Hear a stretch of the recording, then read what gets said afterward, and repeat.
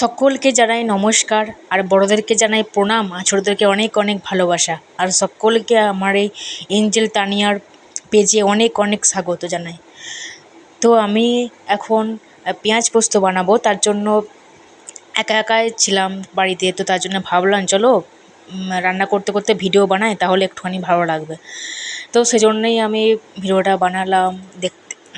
তো প্রথমেই তো আমি তেলটা ভালো করে গরম করে নিলাম, তো তারপরে কালো জিরে দিয়ে দিলাম, এখন দিয়ে দিলাম পেঁয়াজ। তো পেঁয়াজগুলো হচ্ছে তোমার ভালো একটু লাল লাল করে ভাজতে হবে। তো আমি এখন ভাজবো এটাই লাল লাল করে। এখন একটু একটু এর মধ্যে কালো জিরের মধ্যে একটা শুকনো লঙ্কা দিলেও ভালো। তো আমি যেহেতু পোস্তর মধ্যে দুটো কাঁচা লঙ্কা একটা শুকনো লঙ্কা দিয়েছি, তার জন্য এখনও কোনো লঙ্কা দিলাম না।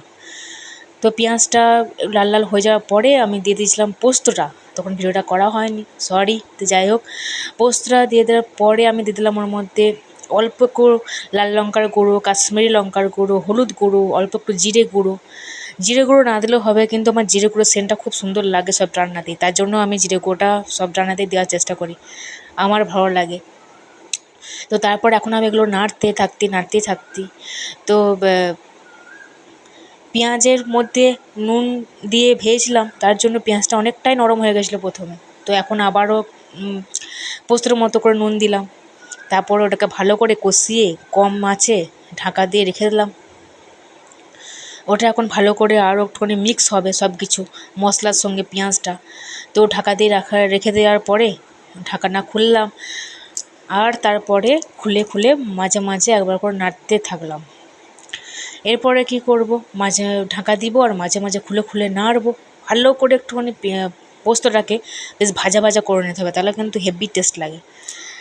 তো এখন থাকবে, হতেই থাকবে। তো আপনারা সবাই কেমন আছেন জানাবেন।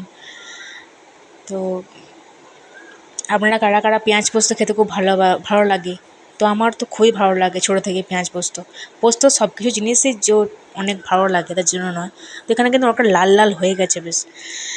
তো লাল লাল হলে দেখতেও ভালো লাগে, খেতেও বেশ ঝাল ঝাল ভালো লাগে, তাই না? পেঁয়াজ পোস্ত একটু ঝালঝালি ভালো লাগে।